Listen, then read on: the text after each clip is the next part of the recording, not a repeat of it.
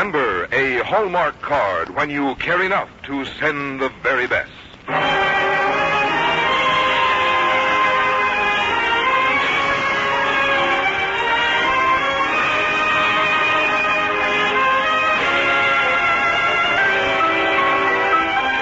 From Hollywood, the makers of Hallmark greeting cards bring you Robert Cummings in Bellamy Partridge's F.O.B. America on the Hallmark Playhouse.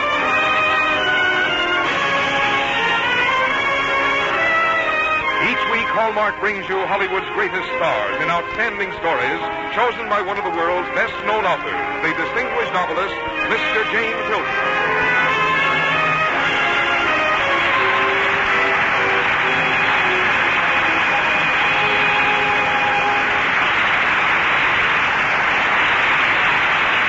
Good evening, ladies and gentlemen. This is James Hilton. Tonight on our Hallmark Playhouse, we present F.O.B. America, based on a story by Bellamy Partridge. I suppose this title will remind most people of the familiar phrase F.O.B. Detroit. And the story is indeed about the beginnings of the automobile age, the days when the horse and buggy were just beginning to give place to the new rubber-tired contraption, which, more perhaps than any other single invention of our time, changed the face of America, changed our customs, our habits, and our ways of happiness. Not all believed in the automobile at first, and those who did were pioneers of a special kind. Our story is about them, and I think you will find it a charming and gay piece of Americanism. To star in it, we are fortunate to have that fine young actor, Robert Cummings. And now a word about Hallmark cards from Frank Goss before we begin the first act of F.O.B. America. When you're looking for a way to say something to someone you care for, look for a Hallmark card, and you'll find the right words. Because Hallmark cards are designed to say what you want to say, the way you want to say it, and in the good taste you demand of anything that bears your personal signature. That's why Hallmark on the back of a greeting card has come to mean you cared enough to send the very best. And now, Hallmark Playhouse, presenting Bellamy Partridge's F.O.B. America, starring Robert Cummings.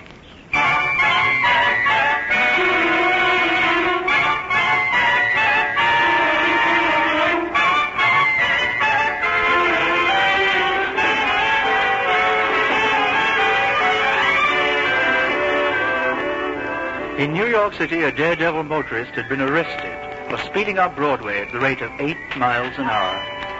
And P.T. Barnum was exhibiting a horseless carriage in his Congress of Freaks. The 20th century was young, and so was Tom Hunter, yet not too young to have ambitions beyond his father's farm and following a horse and plow from dawn to dusk. One day, Tom walked into the nearby small town with a bundle of clothes under one arm. The only friend he knew in town was Gid Wilson. Your father always was a hard man, Tom. Just threw you off the farm without reason, eh? Oh, he had his reasons. I never was much good with the chores. Uh-huh. Your pa was always complaining about you when he come in here. Said you spent too much time tinkering with machinery. Well, he invented some kind of mechanical cow milker, didn't you? Yes, and a double cultivator so heavy our plow horse couldn't even pull it. Well, coming back to a job for you, Tom, I wish I could help you, but a general store around these parts can't use more than one man. Well, it's all right, kid. Thanks anyway. Oh, just a minute. You got any money? Well, I got 10 cents. I found it in the road when I was walking into town. Can't eat or buy lodgings on 10 cents. Yes, well, I never earned any cash money. I guess not. Say, I tell you what. You can sleep nights here in the store. Oh, that's nice of you, kid, but It's settled, you hear? And you take this to tide you over. $5? Oh, no, I couldn't do that, kid. You can pay me back when you get a job. At least this will buy your meals at Mrs. Bannister's boarding house. No, kid, you mustn't. Now, you listen to me, Tom. There's nothing worse for a man's pride than reaching in his pocket and just feeling the lining. What's that? Only one thing it could be. Ike Meeker and that crazy horseless buggy. Come on, this'll be fun. Ike's the only one in town fool enough to buy one of those new toys. All I can see they're good for is scaring away crows. Hey, Ike, what you doing? What's it look like? I'm cranking her up. Well, don't wind her so tight, Ike. You'll bust the main spring. What do you think this is, Andy? A god-blame four-wheel clock? Here, Gid, hold my coat. I'm going to crawl underneath and look at the engine. Huh? Well, what do you know about these devil wagons? Well, only what I've read in books. Say, Gid, Who's the boy? Old Everett Hunter's son. You've seen him in the store, Andy? Hadn't noticed. Mighty bright boy. Too bright, maybe. His pa run him off the farm for it. That so? Suppose he's looking for a job? Tom? Why, he's got a good job. Working for me. I see. All right, Mr. Meeker. Try cranking her again. Thank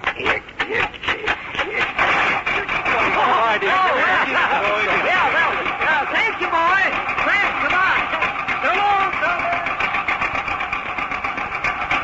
Say, young fellow, Yes, sir? how'd you fix that contraption? Oh, it was just the wiring in the magneto. I've studied up on engines. You have, huh?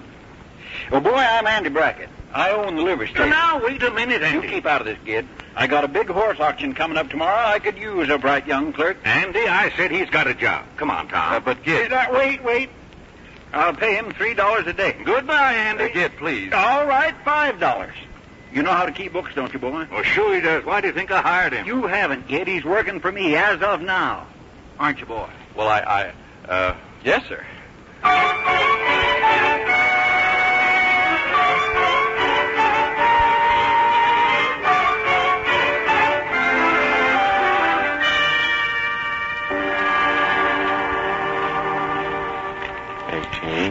$20, $30, $40. How much did I take in today, Tom? Over $2,500, Mr. Brackett. I'm counting the bills now. A real good auction. Folks around here appreciate fine horseplay. Yes, sir. By the way, I like the way you handled yourself today. Got every bid when it was called, checked figures right and everything. Your job is permanent, son. Oh? But Well, of course now, I can't pay you $5 each and every day. We'll make it $50 a month, huh? I'll work for 1 month, sir. What's that? Well, I don't want office work. I want to do things with my hands, you see. You mean a day laborer? Boy, nobody ever got anywhere working with his hands. Well, that isn't what I mean, sir. I don't want to be behind a desk or dressed up in city clothes all the time. Well, then what's it going to be? Well, that's trouble, sir. I just don't know. Oh, Dad. In here, Lucy. Dad, one of the men told me you sold every horse. Made the best profit yet. Oh, wonderful. Now, you can't put me off any longer. Now, Lucy, we went all over that last night. I'm not going to lay out good hard money for some gadget that's just a fad. But it's not a fad. People everywhere are buying them. She's right, Mr. Brackett. I read that in New York City they've got over 100 of them right now. 100? Why, there must be thousands. Of automobiles? Oh, good heavens, no. I'm talking about bicycles. Lucy, this is Tom Hunter. Oh, how do you do? Hello. Now, if you want to work your powers of persuasion, Lucy, try Tom here. He thinks he doesn't want to work for me. Dad, you're trying to get me off the subject, which is bicycles. Last year you wanted a riding horse, so I gave you Bluegrass, the finest mare in the county. And now I want a bicycle. All right. You'll get a bicycle. You see, Mr. Hunter, never stop till you get what you go after. I guess that's right. Mr. Brackett, I know what kind of business I want to go into. Oh? When'd you decide that? Just now. I'm going to open a bicycle repair shop.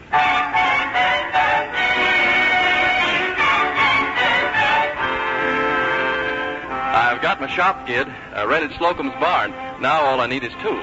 You can have them on credit, Tom. Remember, you've got to keep enough cash to eat and sleep on. Oh, I'll eat somehow, and I'll sleep in the back of the shop.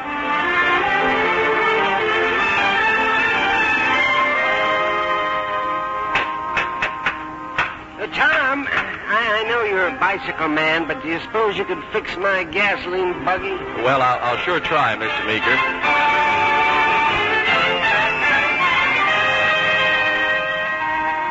Young man, room and board are $5 a week. Think you can pay me that out of a little bicycle shop? No, Mrs. Bannister, but I can't out of my garage business. Why, this town's got 3 automobiles now. Tom, I'm tired of my bicycle. You know anyone who might buy it? Maybe.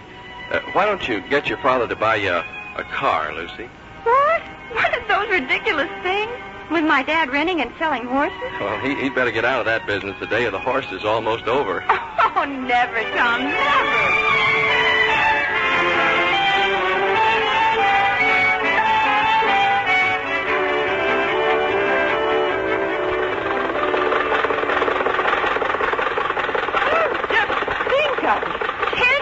An hour. On a paved road, told Mrs. Bannister she can do 20.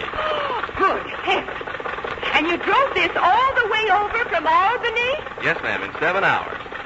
I only had 7 punctures, too.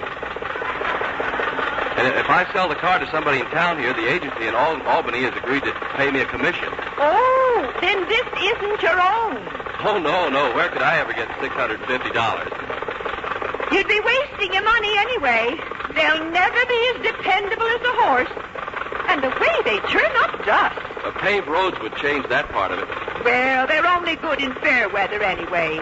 Why, almost every time there's a shower, Mr. Meeker has to hire a horse to pull that machine of his out of some bog. Well, paved roads are the answer again. Look, Mrs. Bannister, I'll move over and you drive for a while. What? Me? Yeah, I want to show everybody in town it's safe for a woman as well as a man. Now, you just take hold of the tiller here and move it from the right. No, Tom. I die of fright. No, please, Mrs. Bannister. Just... You guys, that horse. Cut the switch. What? I've got it. Tom is through his rider. Good Lord. It's Lucy Brackett. Lucy, are you hurt? Quiet, Bluegrass. It's all right. Oh, I'm terribly sorry, Lucy. I didn't see you. Oh, I'm sure you didn't, Mr. Hunter. You were too taken up with that evil-smelling invention that you think is better than a horse. Lucy, if there's anything I can do... You can hold my stirrup for me. Oh, yes, sure. Lucy, please, you mustn't hold this against me. Well, why should I? You didn't succeed in killing me, and you won't succeed in running my father out of business either. Lucy. He'll still have his livery stable long after you and your stupid automobiles have been laughed out of town. Good day, Mr. Hunter. Tom, did you ever see such a sight in your life? Wearing them right out on Main Street. Wearing what? She's wearing breeches like a man. Oh, she was? Yeah. And they're blue. And they blaze up like lightning in the night. Her breeches? Oh, no, ma'am, her eyes.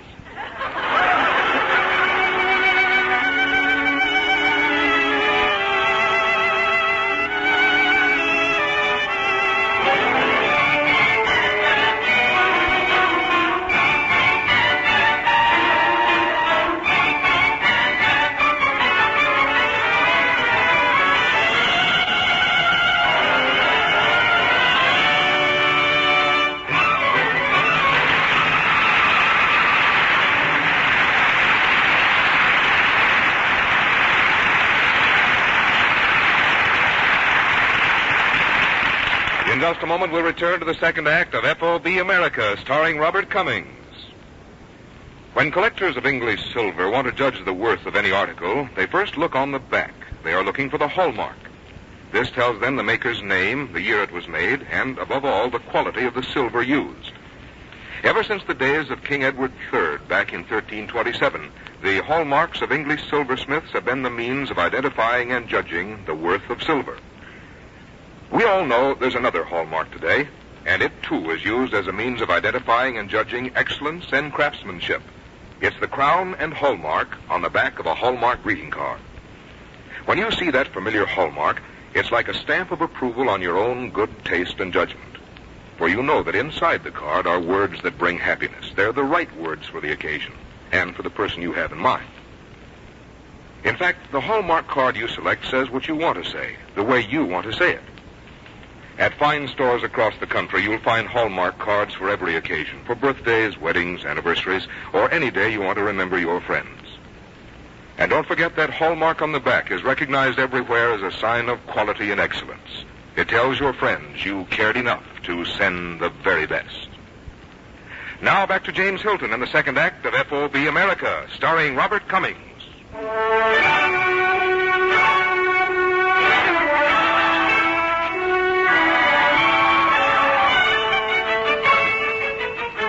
40 or 50 years ago, the life of the American small town still largely revolved about old Dobbin. Main Street was a dirt road lined with horse troughs and hitching rails and livery stables and blacksmith shops. Then came the automobile, and Main Street was all but smothered in billowing clouds of dust. Tom Hunter was one of the first to fight for paved roads, but he was losing his battle. Tom! Oh, hello. Come on back, Ged. What are you making now? Oh, new kind of tire rim. Ought to be an easier way to change tires, you know. Uh-huh. Going to patent it? Maybe. I've got a lot of ideas. Headlamps lighted by electricity, better type of clutch, lots of things. I guess you got plenty of time for inventing with the bridge closed for repairs. Yes, too much time. I took this barn out here on the edge of town because the rent was cheap. Never thought the bridge might block me off from my customers. Mm-hmm. You know who closed the bridge? The road commission. And Andy Brackett. Yeah, maybe. Sure, he's on the road commission. When you started talking up the idea of paving Main Street and bringing the new state highway through town, Andy decided it was time to run you out of business. Gid, automobiles have just got to have paved roads. We're choking in dust. Well, that's fine with Andy. Fewer automobiles around, the better he'll do at the livery stable. No pavement, no highway, no motorists. And no Tom Hunter. Mm-hmm. Oh, say, speaking of Andy, I hear his daughter is seeing quite a bit of Asa Parker these days. Yeah, I guess that's her affair. Even going to dances together. Heard about it? Yes. Understand Andy's all for the match. Asa being in the bank, he could have a lot to say about paving Main Street. Let's talk about something else, kid. Well... Oh, Tom, you busy? Why, no, Mr. Meeker. Oh, that blame machine of mine's busted down again. Blew a tire all to flinders up by Grayson's drugstore. Oh, that's too bad. Let me see. I think I've got a new one in your size. I'll take 2 of them. One of the back tires is wore down to nothing. All right, I'll get them. How much is this going to cost me? $70 for each tire. 70? Well, yes, that's the standard price, Mr. Meeker. I can't afford money like that. I ain't put 2,000 miles on my tires. Well, it's our bad roads. They just eat up the rubber. Yes, and eating me out of house at home. The whole blame contraption ain't as good as a horse with the spavins. I'm ready to give the plaguey thing away to the first fool who'll take it. You mean that, Mr. Meeker? You want it? It's yours. For half of what it cost me. $400. It's a deal. Wait a minute, Tom. You haven't got that kind of money. No, but I think I know where I can get it. I'm going to walk up to the bank and talk to Asa Parker.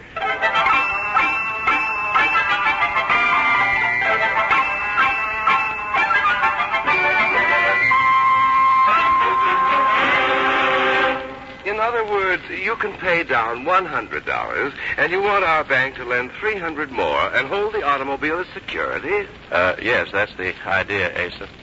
Mr. Hunter, the banking interests of America have investigated this motor car industry, and we have concluded that these new playthings are no proper security for loans.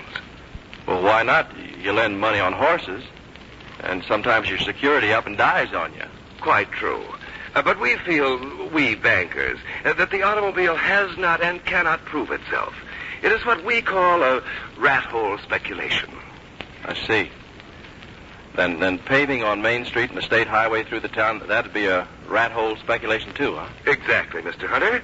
However, if you're insistent upon a loan, we might advance the money, secured by the tools in your repair shop and such other things of value you possess, and then a personal note. All right, as long as I can just buy the car. Very well. I presume you intend the vehicle for business purposes? Well, in a way, I'll be driving over to Ithaca every week. Oh, you're expanding your activities? Yes, that's right. I'm going over to take dancing lessons.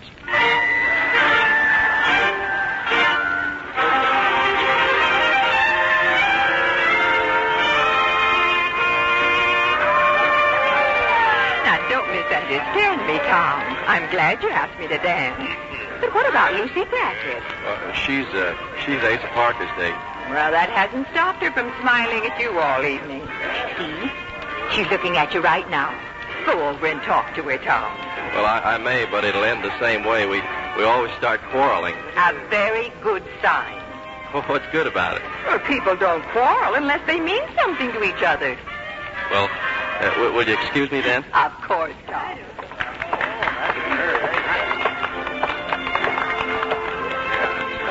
Hello, Asa. You mind if I cut in? Well, no, I suppose not. May I, Lucy? All right. I was watching you with Mrs. Bannister. You dance extremely well, Tom. Well, I've been taking lessons. So Asa told me. But why not here in town? Well, I heard there was an extra good teacher in Ithaca, and I wanted to be extra good. A woman teacher? Well, I wouldn't dance with a man. She's young? Oh, yes. By the way, how's your father? Oh, he's well, thank you. Very pretty? Your father? Don't be silly. Oh, yes. Yes, she's quite attractive. I see. Oh, by the way, I hear that you might be going into some other line of business. No, you can tell your father I'm sticking with the automobile. I think it's here to stay. Don't you think you're being rather stubborn? Well, I'm stubborn enough to want to see the automobile made into a really fine piece of machinery. Gee, I'm working on some mechanical improvements, and one of them may make me rich someday. And you're interested in being rich? Lucy, I'm interested in what the automobile can do for everybody. Well, we're isolated here. Like in all small towns, we need paved roads and cars to keep us in touch with the rest of the world. Think what it'll mean when we can drive easily and cleanly clear across the country and enjoy all the beauties that God has given this land of ours. It means a new kind of freedom for everybody. Tom, would you please stop making speeches? Oh. Yeah, I guess I wasn't I? You were. Now, just listen to the music. Let yourself feel it. All right. This is awful nice, isn't it? Perfect. Yeah. Hey, But, Tom, what's the matter? The music stopped. Lucy, what's wrong, Gid? Lucy, you better come home quick. Your father's been hurt awful bad. Dad? He was run over on Main Street by an automobile. Come on, Lucy. I don't need your help, Mr. Hunter. Stay here and talk about your beloved automobiles that kill people. Asa! Gid, what's the doctor say? He ain't around to say anything, Tom. Doc Randall went to Albany this morning. Yep, I guess Andy's done for. Well, I'll get him a doctor. I'll bring one from Ithaca. Tom, there isn't time. You'd be all night. I've got my car, Gid. I'll make it. I've got to.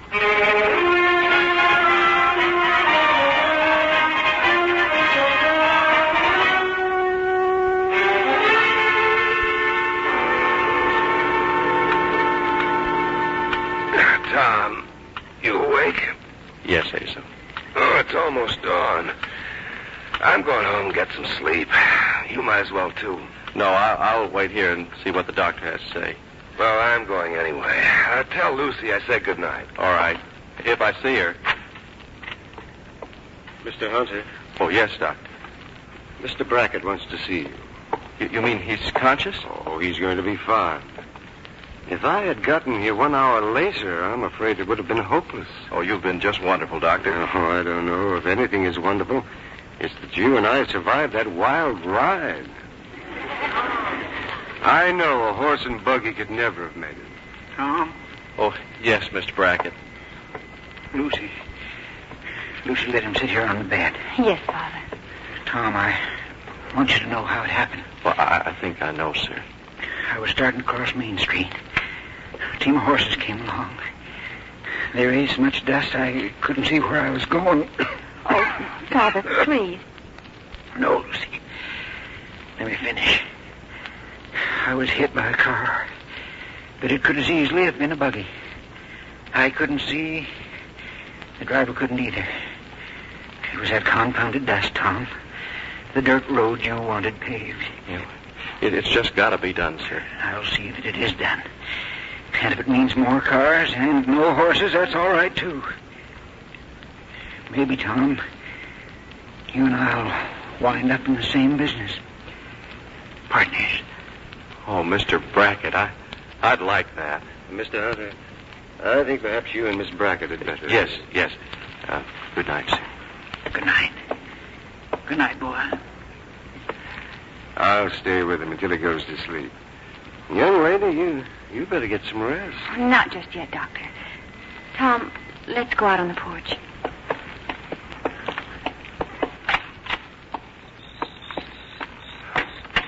Well, it's getting light in the east. Mm-hmm. Tom, Father and I owe you everything for what you've done. No, I don't want your gratitude. You've got it. And more. Lucy.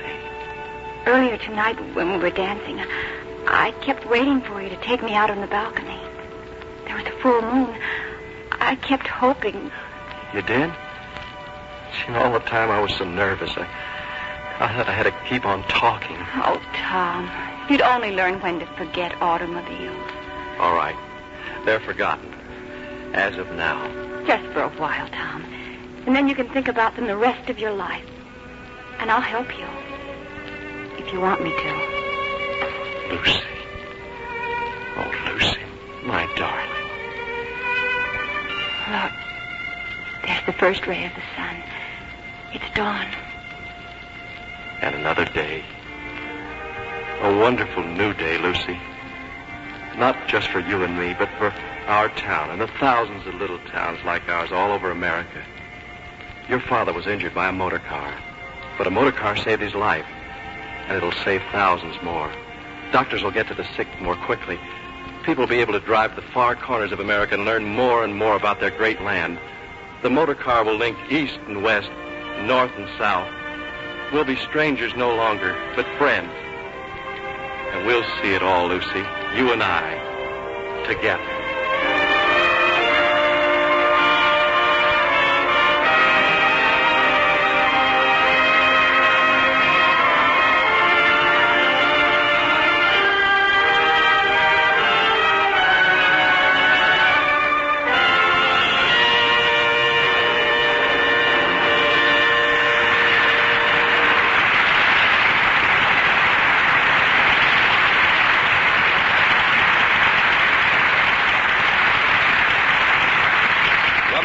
James Hilton will return in a moment. Doesn't it give you a comfortable feeling when you know you've done the right thing? Like remembering that Aunt Clara takes lemon and no cream in her tea? Or that Uncle Edward always wants to sit up with the driver?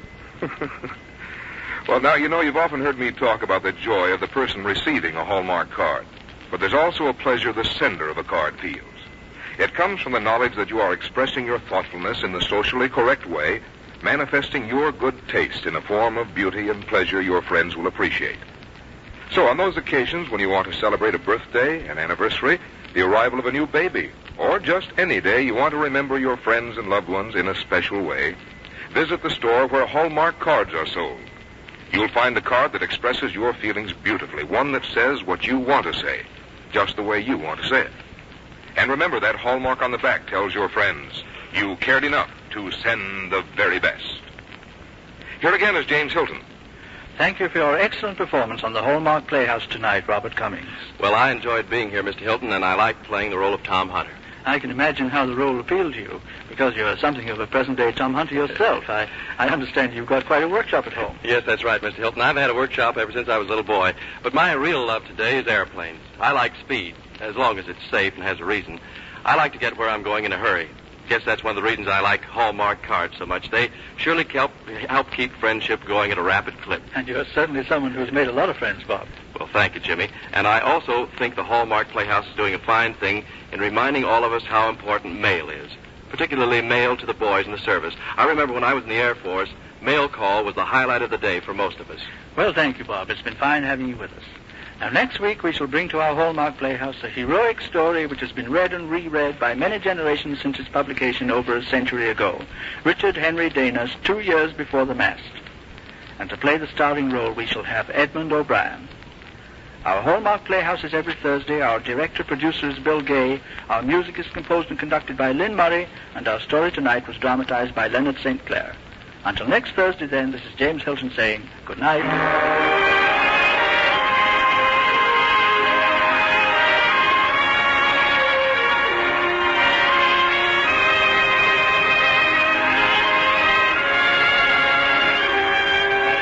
Look for Hallmark cards that are sold only in stores that have been carefully selected to give you expert and friendly service. Remember, a Hallmark card when you care enough to send the very best. Mr. Cummings may soon be seen in the Columbia Pictures production, The Barefoot Mailman. The role of Lucy tonight was played by Barbara Eiler. Ed Begley was Gid, Farley Bear, Andy. Others in our cast included Lois Corbett, Carlton Young, and Howard McNear. This is Frank Goss saying goodnight to you all until next week at the same time, when Hallmark Playhouse returns to present Edmund O'Brien in Richard Henry Dana's 2 Years Before the Mast. And among our honored guests in the weeks to come will be the distinguished names Sarah Churchill and Ethel Barrymore on the Hallmark Playhouse. This is CBS, the Columbia Broadcasting System. This is KMBC, Kansas City, Missouri.